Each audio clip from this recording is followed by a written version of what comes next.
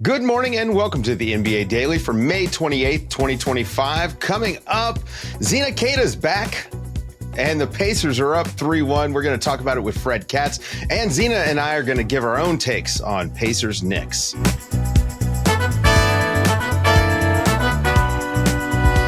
Good morning, everybody. Good morning, Zena. Welcome back. Thank you. You missed the Monday show, but we got you back for tonight. Did you watch any of the French Open by chance this weekend? I was at a bachelorette doing bachelorette thingies, and the only thing I caught was a little bit of basketball. Didn't have time for tennis, but I heard it was phenomenal to start. I also heard that Coco Gauff won her opening set, having forgotten her tennis rackets in the locker room. So as a person that forgets things a lot, I'm honored by that. I had a really great sports Sunday, just got to watch French Open all day. And luckily the Knicks Pacers game that wound up being insane was kind of a late start. So got to watch all the French Open stuff that day. I also want to share some exciting news with everybody. We're excited to welcome the tennis podcast to the Athletic Podcast Network. As I just said, the French Open is happening right now in Paris. We've got Catherine Whitaker, David Law, and Matt Roberts there to take you inside the tournament with daily reports on location at Roland Garros. They've got you covered with great performances and the big upsets with their unique humor. Check out the Tennis Podcast wherever you get your podcasts, probably wherever you're listening to this one. You're going to be able to find that pod. So I'm pumped for that. I love tennis. It's actually one of my favorite sports. So I'm excited to have the Tennis Podcast here at The Athletic. Zena, Pacers are up 3-1. We got the Thunder up 3-1. It's looking like we're going to get a Pacers Thunder finals, just like we all predicted. It's going to be fun. This is going to be a lot of fun. It's going to be amazing basketball. Yeah, there's a lot of people who tend to, they're looking at the NBA and they see these matchups and they're thinking about the cities for some reason. Sure. Look, if you're going to go to these games, I'm assuming that the games are the big draw.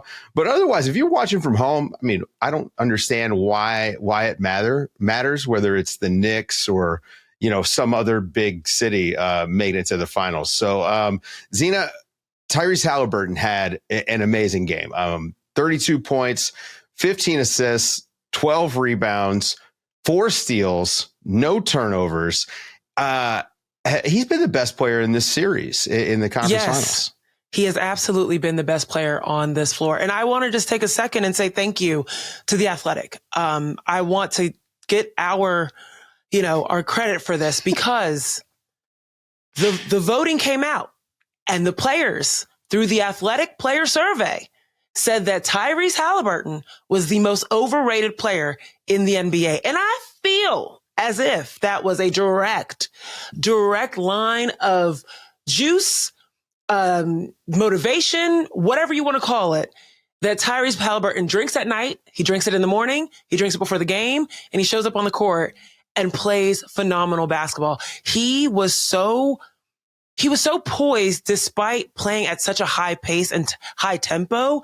And that is so rare to find, especially in this level of a game where it's the playoffs. Defense is ratcheted up. Everything's ratcheted up. And yet he still found his teammates. He still allowed the ball to move freely between his teammates. Pascal Siakam said after the game that they play, there's no ego ball here, right? There's no such thing. It's all team oriented. But at the end of the day, it's Tyrese Haliburton that's at the front and at the top and the tip of that team ball. He's the one that's orchestrating all of that. And to have a team perform as well as they did offensively, getting that many points up as quickly as they did from the tip of the game to the final buzzer, Tyrese was behind all of that. And he also, on top of all the offensive things he did, played some really good defense too, made some big defensive plays down the stretch. And so shout out to Tyrese. Yeah. Look, I've hit him pretty hard for what I've find to be his defensive failures, but the guy made plays defensively in this game, and has held up pretty well in the playoffs for the most part. Fred Katz after the break gets into some of the stats. The Knicks don't really attack Haliburton all that much, but part of that is because the Pacers keep him out of the action and put him in a position to succeed defensively. They get the guys who can guard. The guys who can guard a little bit better. But you mentioned just the fact that he pushes the ball right after makes, after misses, after every single possession. He's running down the court. They're looking ahead.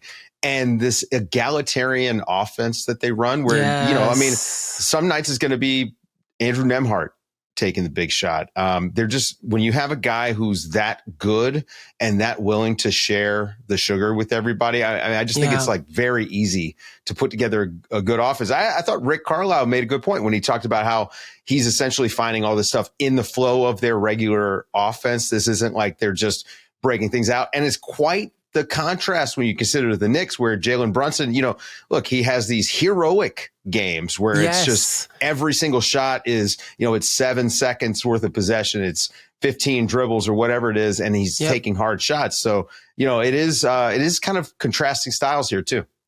I always feel like Jalen Brunson is like an artist with a blank canvas every game. He's got to find the right strokes. He's got to find the right paint color. He's got to find the right mixture to be able to get the masterpiece that we know he's capable of painting every single game. Whereas with Tyrese Haliburton, it feels as if he's already working within a painted canvas. If anything, it's almost like he's got to just color within the lines. And they're finding these wrinkles because he is creative, but within their already constructed offense. And let's just be real, it does help to not only have a Tyrese Haliburton, but then you have a TJ McConnell that does the same thing off the bench, right? Being able to push the pace, being able to find little seams within the defense to be able to get into the paint and find those shots. And so you have this continuity within the Indiana offense and their defense that New York is really struggling to find. They don't have the same depth in the same way, and they don't have the same level of ball handling on offense that can get you through some really tough stretches, throughout this game. Overall, you look at the way that New York tried to stay in this game, it was smart. They kept getting to the line. What does that do? Right. Gets you some easy points and gets you a little bit of time to breathe.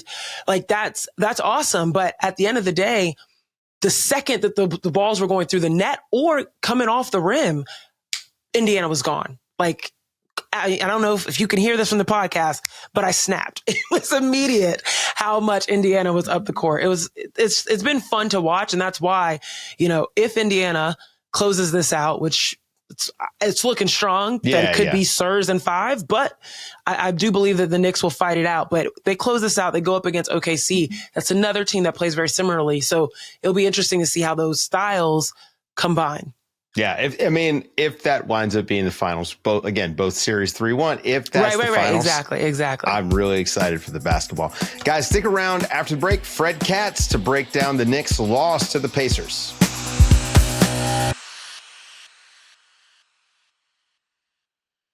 The Pacers take a 3-1 series lead after a 131-21 win over the Knicks.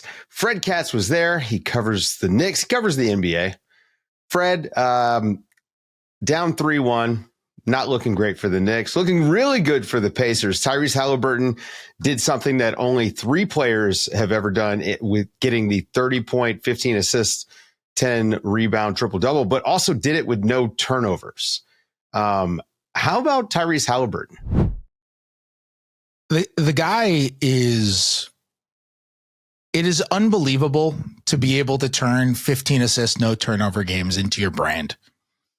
I mean, even Nikola Jokic doesn't do that. It's just a thing that we never really thought of as a thing in basketball that we saw. And the thing that always amazes me about Haliburton is you look at the guys who are low turnover point guards, like the all-time low turnover point guards, like all of the Wake Forest guys, for example, right? The Muggsy Bogueses and the Chris Pauls and you look at those guys who are amazing, just like assist to turnover kings. And they're all prodding. They're all guys who bring the ball up the court and they run a pick and roll and their first action's not there. So they're going to run something else and they're going to try a million different things until the defense messes up and then they're going to attack. And Haliburton is a guy who plays so fast. The Pacers are obviously famous for their speed, for their breaking, for their aggression. And to be able to match that, to be able to match their cutting, their ball movement, the amount of passes that they have with so few turnovers, it's honestly kind of underrated. I know we talk all the time about the speed the Pacers play with, but the fact that they're able to play at that speed and turn it over so little. And by the way, that they were able to capitalize off of so many bad Knicks turnovers tonight, it made all the difference in the game. I know that you talked about point guards that prod and taking risks. I feel like that's what Indiana came out early in that first quarter, and their offense was just whipping the ball around, taking risks. But of course, Tyrese Haliburton feeling as if he had all the control in the world, which you couldn't quite say for Jalen Brunson.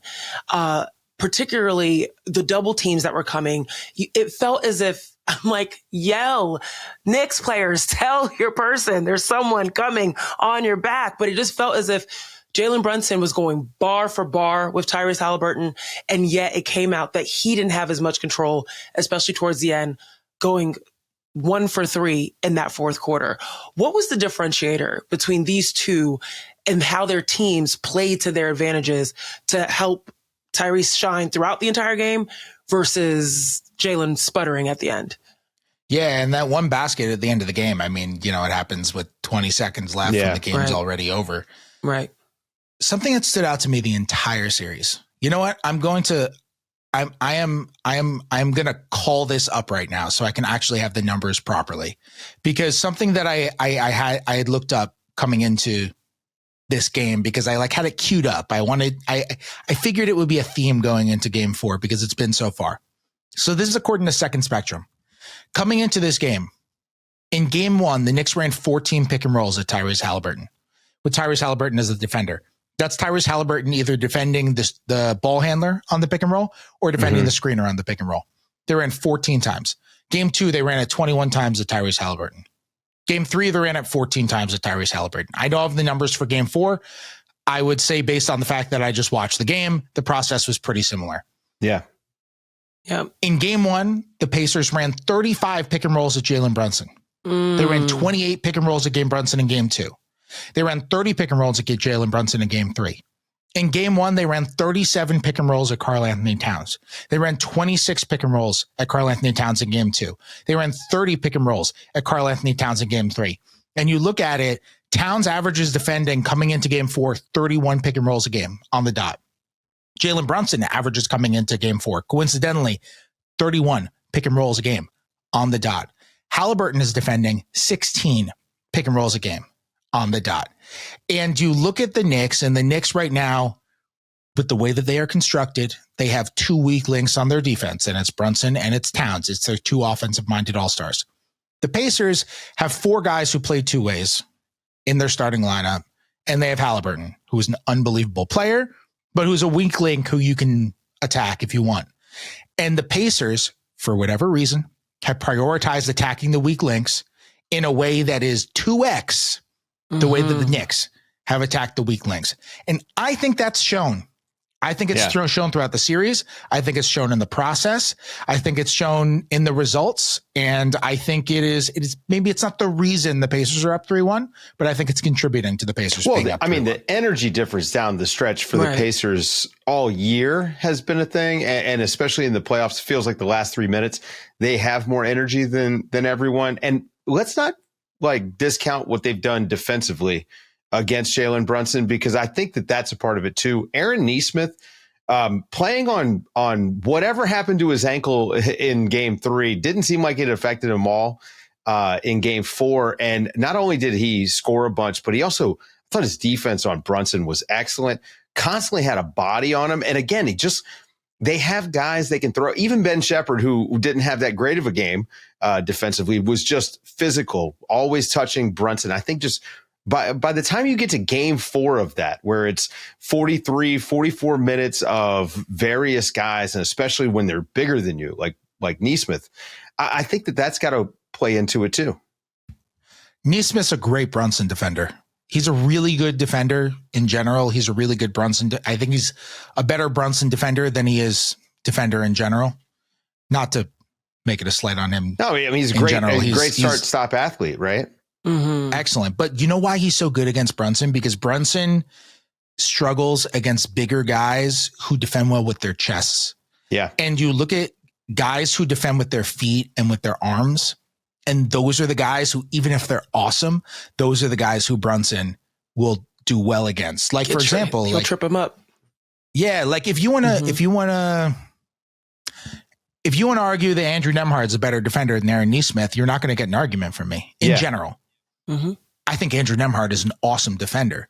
If he were eligible for all defense, he fell like, 1 or 2 games short or whatever from eligibility. If he were eligible for all defense, he would have been on my very short list for all defense. To me, he's kind of like a Derek White type of defender in terms of just like his feistiness, his smarts, the way he uses his length, how good he is getting around screens, how quick he is. He beats guys to spots. He's a wonderful defensive player. The reason why Nesmith is so much better against Brunson than Nembhard is, and why Brunson does well against Nembhard, and why Brunson in the previous series did well against Derek White, but if he was going to struggle a little bit, it was against Jrue Holiday. It was because those guys are amazing at defending with their chests. Yeah. Nesmith is so good at defending with his chest. And that's why when a guy goes into Aaron Nesmith and he hits him like a wall and he falls down and it's not a foul, and people say, why is that not a foul? It's because Nesmith is just strong defending with the chest. That guy is an unbelievable, like, torso competitor. And it works against smaller point guards. Yeah, it works. And yes, I just invented the term torso defender. But it's a thing. That's a real thing. Like, you want to defend well with your chest. Like, that's what makes, the other side, that's what makes OG Anunoby so good. OG Anunoby is awesome at defending with his chest. Mitchell Robinson is awesome at defending with his chest. And Nesmith is he is legit great at that. And it can bother Brunson, and it gets in his way. He's really, really strong, and he's really good. Look at the difference in the amount of space Brunson creates when Ben Shepherd's guarding him, and even Nembhard. Just Nesmith's size also. He's just bigger and able to lean on him. Yeah, exactly. Yeah. He's solid. I'm looking at the defense overall for the Knicks. Let's switch it back to the Knicks defense. Yeah. Versus what Indiana was doing. It felt as if the Knicks could not get a stop. And the person that I'm looking at particularly is Josh Hart. And thinking about the fact that Jalen Brunson has been a turnstile on defense, and we know this to be true. But typically, Josh Hart is helping out. He's moving around in the back of the defense. He's finding ways to help. And tonight, I felt as if he was a non-factor. He just wasn't what you needed him to be on defense. You knew he wasn't necessarily going to be a factor on offense, but it was both sides of the ball that he didn't show up for the Knicks. And I really do feel like that impacts everything else in their ability to run, their ability to get out, get stops, all of the above. Like, when you look at the New York Knicks' defense last night and you think about the minutes, 36 minutes from Josh Hart, like, what would you say in terms of him coming off the bench and getting those minutes versus a DeLon Wright, versus a Miles McBride? Like, do we think that was the right way that Tibbs should have utilized some of those minutes? I was really surprised we didn't see more McBride tonight, to be honest. Same. Hart really struggled. It was not his best defensive game. And it wasn't just that he was committing turnovers. They were bad, reckless turnovers. They were the types of turnovers that Indiana was just running off of. And Josh Hart, I thought, was great off the bench in Game 3. Yeah. I thought he was fantastic. I thought he was a massive part of their defensive success in the fourth quarter. He was active. He is always a great rebounder, always a great loose ball guy. He made a couple great plays just fronting guys in the post and denying entry passes.